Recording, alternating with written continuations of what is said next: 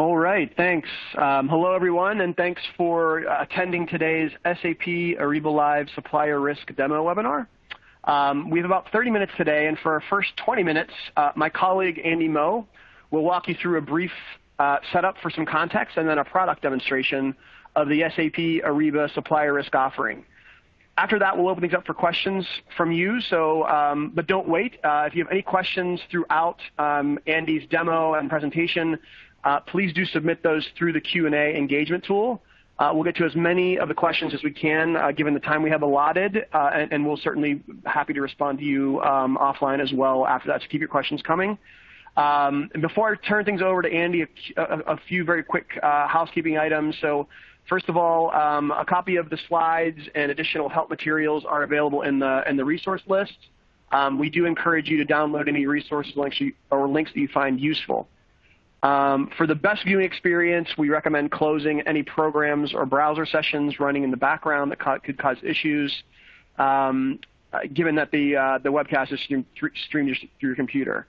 There's no dial-up number for the best audio quality. Please make sure your computer speakers or headset are turned on and the volume is turned up so that you can hear myself and Andy. And also, if you are on a VPN, we recommend logging off of that if possible as well.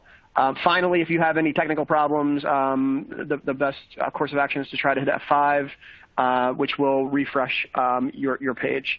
So finally, an on-demand version of the webcast will be made available roughly a day after our event, and that will be accessed using the same audience link that you accessed to get in today. So with that out of the way and without further ado, Andy, let me turn things over to you. Perfect. Thank you, Ken. So my name is Andy Moe. I am a solution consultant at SAP Ariba. I've been here 3 years, and prior to that, I had 12 years of sourcing experience category management at 3M Company. And I'll be walking you through the solution demonstration today for Ariba Risk. So before jumping in and showing you software, what I would like to do is walk you through a couple slides. And what I want to talk about is the context of how risk is used. So as you can see from the slide on here, we have 280 different risk incident types. And normally when we think of risk, oftentimes we're thinking of this in terms of natural disasters and accidents, which would be the type of incident that's occurring on the upper right-hand side of the screen. But really with the Ariba Risk solution, what we're doing is we're looking across at a broader spectrum. Things like environmental and social issues come to mind here. And really that's important because in today's day and age, as these types of other issues are occurring on the peripheral, oftentimes companies can be guilty by association just with their supply chain partners. So what we want to do is keep a pulse on all of these risk incident types and then create a plan to identify them and mitigate them. So as we look at the next slide that's popped up here, we got those external incidents that we just talked about. We bring those to the forefront and combine them with different internal engagements and assessments that we're doing on an internal company basis.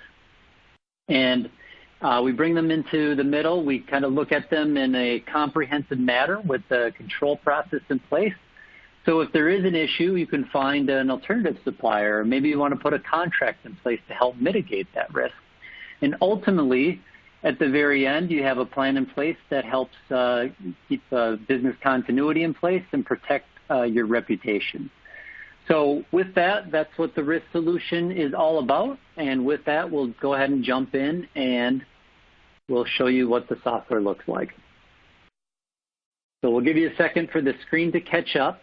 But what you can see at this point is we're logged into the software, and what we're looking at is our supplier lifecycle and performance 360-degree view. So what this is the supplier management solution where we're looking at all of the supplier records in a single place. So whether it's the registration documents, whether we're going to qualify suppliers by certain categories in certain regions, any other information, whether it's cost reduction ideas, or as you can see right here, we're clicked into the risk tile. So everything that I'm looking at for this particular supplier, Chicago Bridge and Iron, is all in a single place. I don't have to go to several different systems in order to see all this information. So the first thing that we see when we're in the risk profile is a comprehensive risk score. You can see this supplier is considered low risk at a 10.36 out of 100. And we're plotting out how the supplier is scored over a series of time.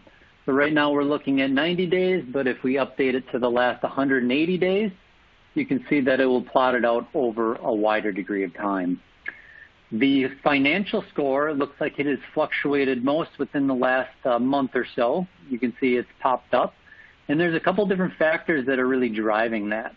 As we scroll down here, we can see how we're actually segmenting the risk score across a couple different categories, whether it's regulatory and legal, environmental and social, operational, and lastly was the financial piece. So what's actually driving this score? As you're looking at some of these alerts, the one that pops out here is probably this UCC filing in account of 74.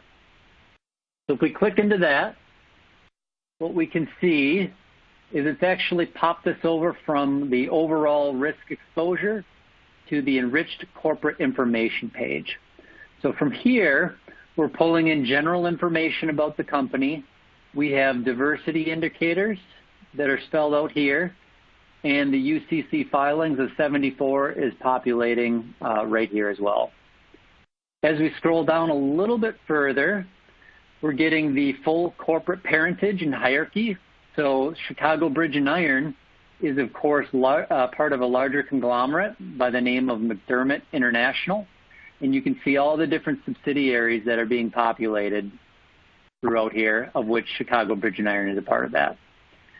As we scroll down a bit further, you can see some more information about McDermott. And then lastly, we have a country profile, which the country profile also makes up a good portion of the risk score. And this would be populated from the World Economic Forum as the source data. So if they're located in the U.S., probably going to be inherently a bit lower risk, whereas if they're somewhere in another part of the world that's engaged in civil war, obviously that score would be quite a bit higher. The next piece that I would like to show you is clicking on the Risk Incident tab. We'll give this a second to populate. But what this is doing is it is pulling in 600,000 different articles from the web as it relates to this supplier. And we have a partner that's helping us aggregate this information by the name of Semantic Vision. And so if we click into some of these notices or these incident types here, this one is for a senior management change. You can see the date in the article that's popping up. If we click on corporate restructuring, now we have a different type of article that's popping up.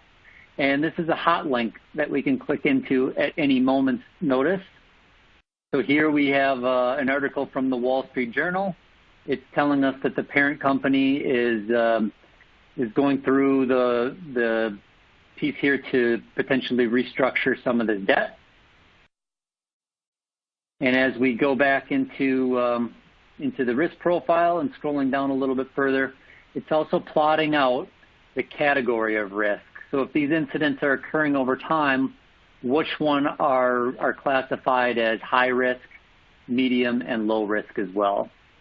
So we can classify this in a couple different ways. Now, the other thing that we can do for the various risk types is we can start to filter by other categories as well. So we can look at deteriorating financial situation, or in this case, divestment. And as we go into this article, you can see that this company or this supplier is taking steps to reduce their debt by perhaps divesting in a couple of their businesses. So if we're kind of taking this in a real-life situation and this is a key supplier for your company, obviously we want to do something about that divestiture, and we want to protect ourselves to make sure that we're not left out of supply. So it would be here where we're going to go into the engagement request. And what this is looking at the internal process to collect more information, potentially about this divestiture, and take steps to mitigate that action. So as we're looking at the engagement request, we have the deteriorating financial situation. What we did is we sent out a survey to the supplier to collect more information and gather different information so we can do something about this. Now, from there, after we collected the information, we can either mark it as okay, or we can create an issue, just like we did down here. So we had the divestiture that was noted in the alert. We collected more information from the supplier, and we identified it being a problem, so it's marked as severe. And now we're going to go ahead and create an issue and document the process. You can see that there's a workflow up at the very top that we're going to follow as we document this process.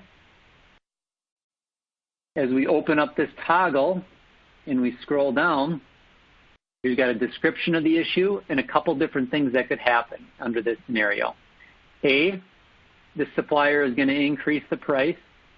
B, they might sell to another company or another supplier that is unfamiliar to us, which is inherently risky. And then third, maybe they want to actually take those assets off the market and reduce the market capacity. All three of those examples are not good for our company. So what we're going to do when we identify that issue is we're going to explore all those scenarios. We're going to put together a plan. Maybe it's a contract. Maybe we are okay with taking a price increase, or maybe we take more drastic actions, which means we might actually go and bring in other resources within the company to actually buy these assets and fully protect your capacity. So maybe it's you're going vertically integrated. So just to kind of recap, we found the alert, we've identified the issue, we collected more information, and then we put an issue in place to document the process, mark the different tasks that we needed, define owners within the internal organization, mark it complete, and follow along with this path. So that is the risk engagement framework. And now the last thing that we want to talk about from the view of an individual supplier is talking about partner APIs.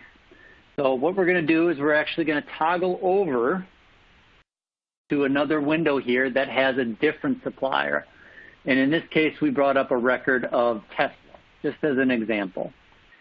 And what we have when we look at the Tesla information for the financial risk tab, what we're doing is we're pulling in a partner source. In this case, it's Rapid Ratings. And we're pulling on an industry expert for financial risk and bringing this information in directly into the Ariba UI. So we think of it as Ariba being the overall wrapper of looking at all your supplier information and all your risk information into a single consolidated UI. But we also recognize that we may not be the experts in forced labor, or we may not be the sole expert in financial risk, for example. And that's where we can bring in someone like Rapid Ratings, who's known and trusted, and many customers prefer to continue using them. So we want to make it as easy as possible to pull that information in. So within Rapid Ratings, you can see we also plot out a financial health rating over a series of time. We can toggle by core health scores, and we can also look at probability of default. So in this case, it's still fairly low. 0.71% is the default rate here, not 71% obviously. But we also have a bit more information here about their liquidity. And as we scroll down a bit further, there's also some reports. Here we got a link to actually pulling in the report for a vendor. So if we click on this, what would happen is it would open up the actual report. And I have one here that would be representative of it. This is not necessarily Tesla, but this would be an example of the Rapid Ratings report. where it's plotting out some of these key financial indicators over an 8-page report with some different discussion points. So what we're going to do now is we're going to toggle back over to our original view here. We'll give this a second to refresh.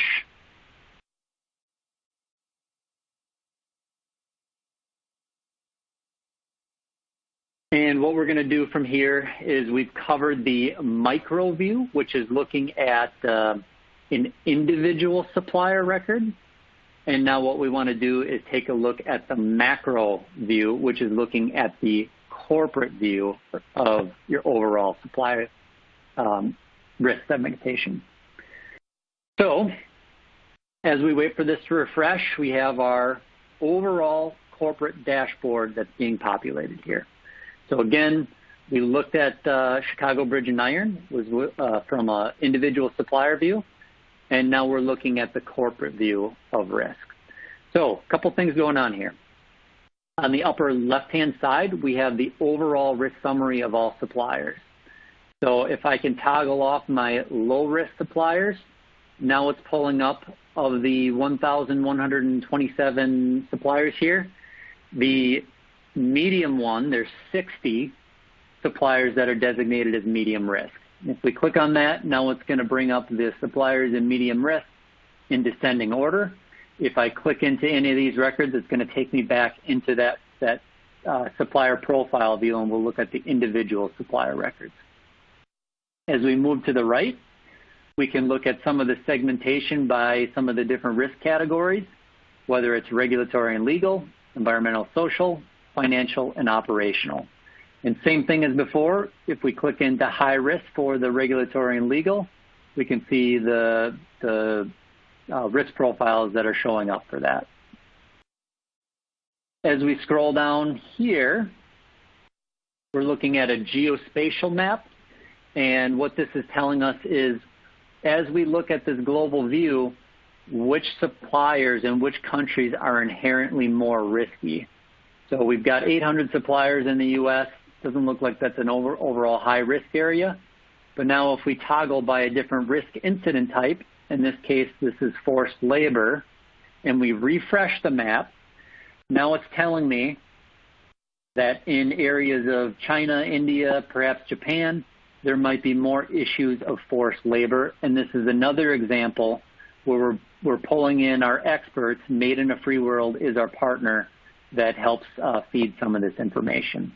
Now, because this is a geospatial map, we can, of course, zoom in and identify suppliers of forced labor risk in specific areas.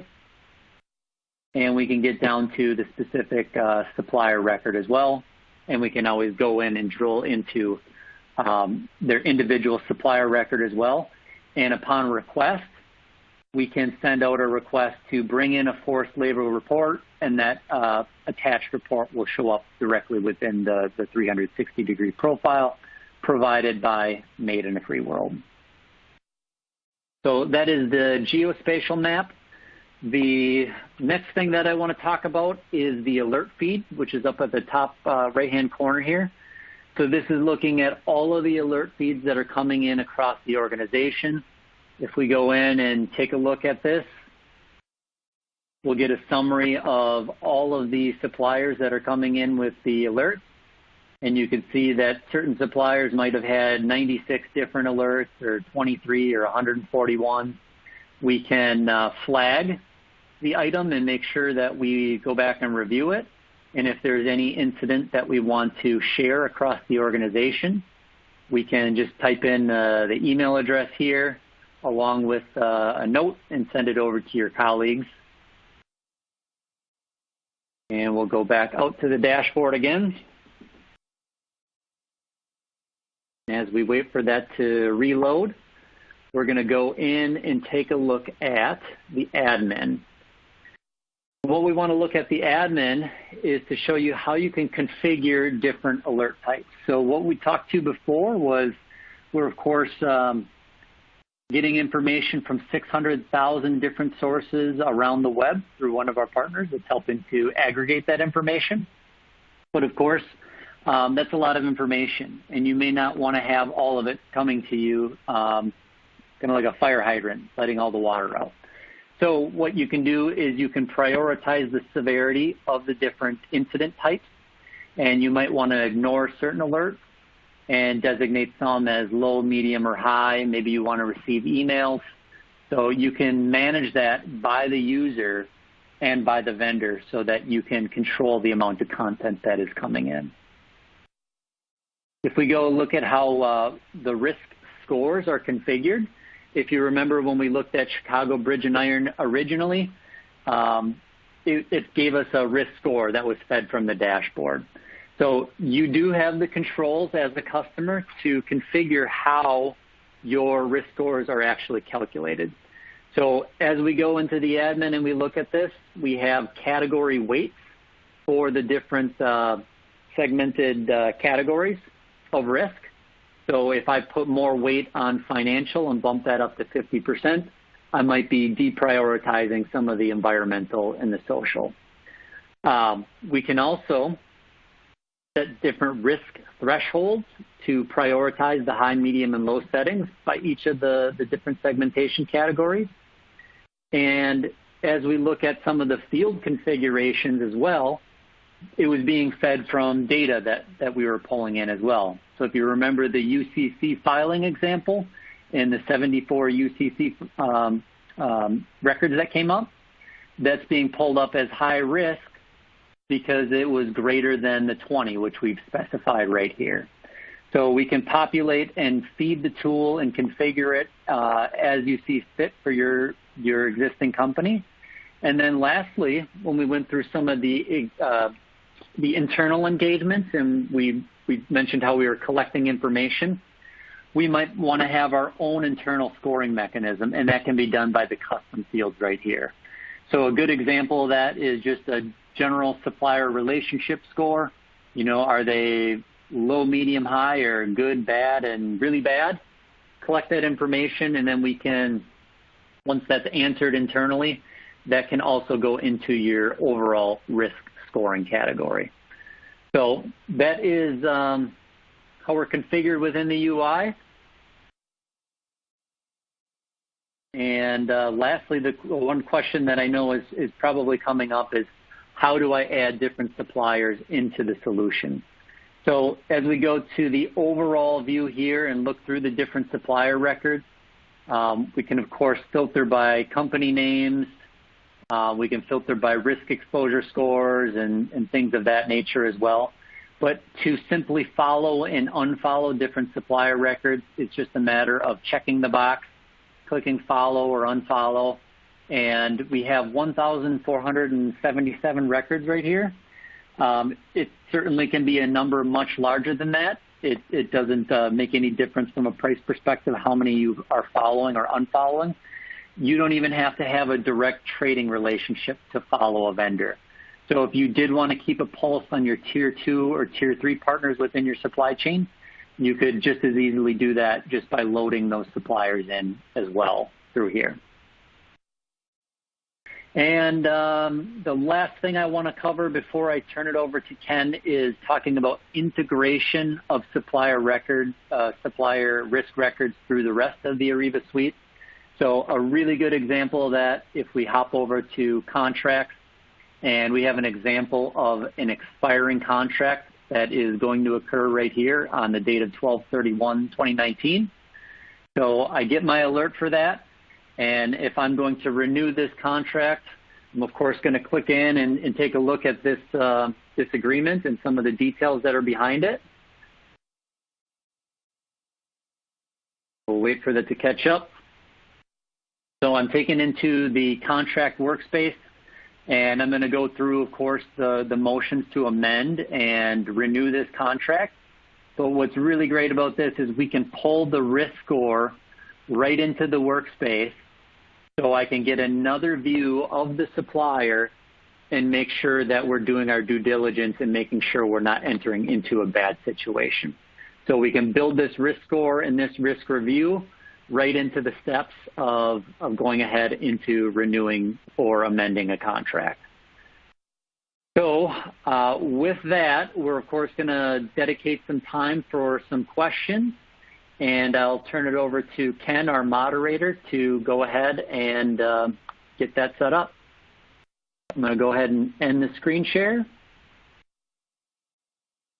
All right, great, Andy. Thanks, and covered a lot there in a short amount of time. And so we already have a couple questions come in. I'll encourage everyone again, please do keep the questions coming. We'll cover as many of those as we can here in the next several minutes. One other quick commercial, and that is this is the first in a series of live demonstration events that we have planned across the SAP Ariba and SAP Fieldglass solutions.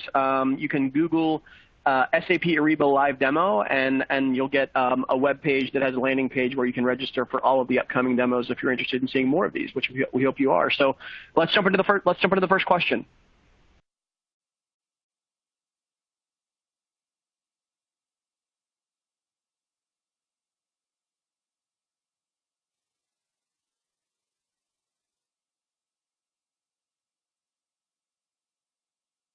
All right, Andy.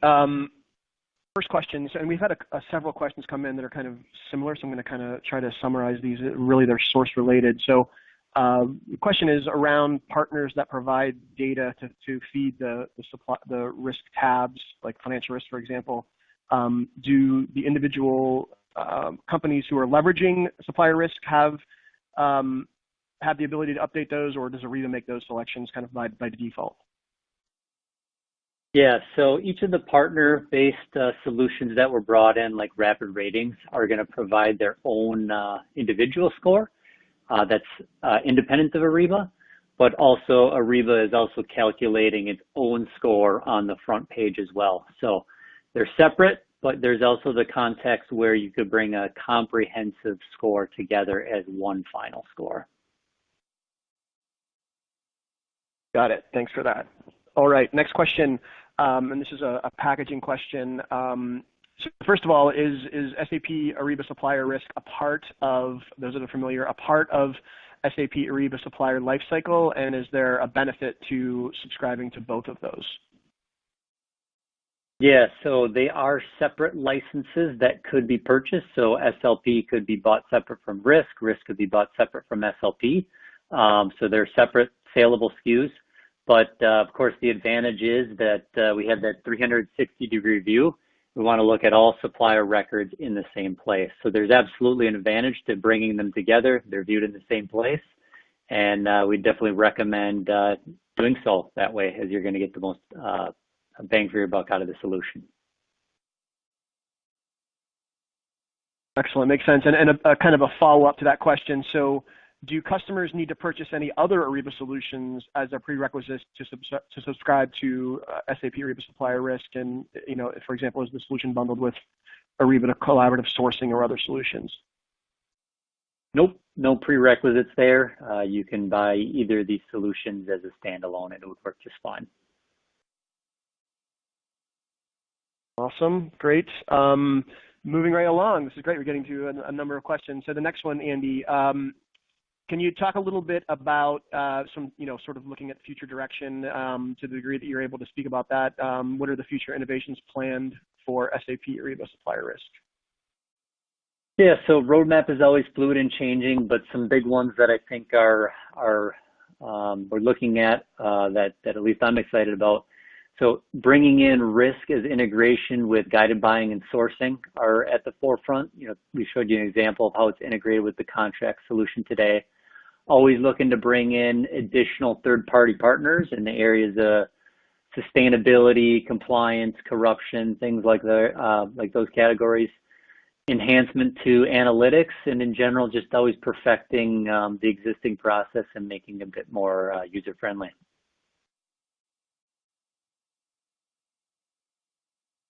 Got it. So there was a kind of a follow-up question here. I'm going to read directly so that we make sure we get an answer. So the individual said, "I generally understand configuration, but my question is the Rapid Ratings assessment integrated into the Ariba Risk Score calculation, or is Rapid Ratings completely separate from the Ariba calculated score?" Completely separate. Got it. Easy enough.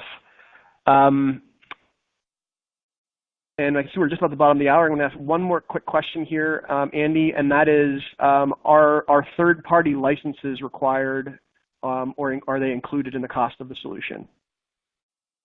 Yeah, in general, the third-party licenses are going to be maintained by each customer, and you're going to work those out separately, and the APIs are available for you to bring them in. Now, there is a couple partners that are inherent within the solution, but any additional unique third-party niches are going to be maintained by you and then pulled in. Yep. Very good. Very good. Well, Andy, I want to thank you for the time and great insight. I certainly want to thank everyone who made the time to join our demo event this afternoon or morning, depending where you're located. Hope to see you on some of these future demo webinars. And again, thanks and have a great day.